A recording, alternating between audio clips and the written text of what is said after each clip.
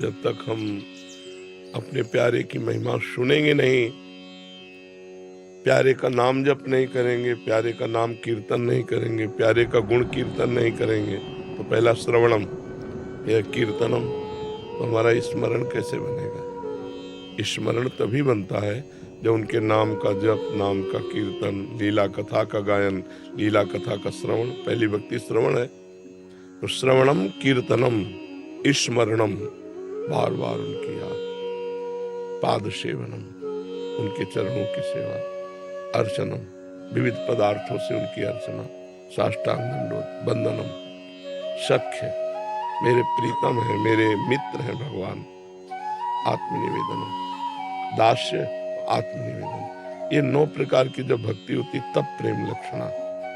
श्रवण कथन सुमिरन सेवन चित लावहीं, अर्चन बंदन अरुदासंतन सख्य और आत्मा समर्पण, ये 9 लक्षण भक्ति बढ़ाई, तब तिन प्रेम लक्षणा पाई। पाई रस भक्ति गूढ़ जुग जुग जग दुर्लभ भव इंद्रादि विधि, आगम और निगम पुराण गोचर सहज माधुरी रूप निधि। तो इस नवधा भक्ति से ही 10धा प्रेम लक्षणा की प्राप्ति होती है। अपने कानों को प्रपंच सुनने से बचावे, खूब भगवत चर्चा सुनावे। अपनी जबान को प्रपंच वार्ता से बचावे, न किसी की निंदा करनी है, न किसी के दोष वर्णन करने हैं, न किसी के विषय में बात करनी है, बस भगवान के विषय में बात करनी है, भगवान का नाम कीर्तन करना है, अपने प्यारे की चर्चा करनी है। श्रवणेंद्रिय और वाकेंद्रिय, इन दोनों को संभाले और नेत्रेंद्रिय से सब में भगवान की भावना करनी है, तो हमारा स्मरण चल पड़ेगा। जहाँ स्मरण चला तो फिर जो सुख मिलता है वो वही हृदय जानता है जिसमें भगवान का स्मरण होता है। दूसरा संसारी आदमी नहीं जान सकते।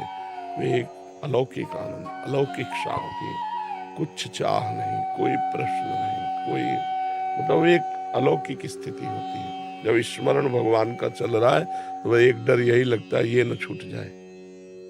बड़े जन्मों से भटकते भटकते सबकी कृपा हुई हमारे ऊपर, सबकी, भगवान की, गुरु की, इष्ट की, शास्त्र की, चराचर जगत की हमारे ऊपर कृपा हुई, तो हमें स्मरण रूपी धन मिला।